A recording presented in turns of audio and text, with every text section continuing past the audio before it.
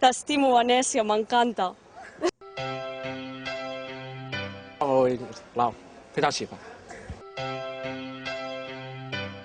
I love Venice. And you?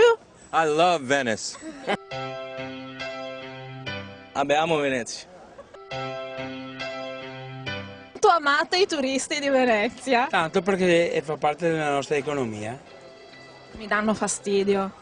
Cioè, a volte che c'è qualche cliente, però la maggior parte delle volte no. Ciao. Che rapporto c'è tra i veneziani e i turisti?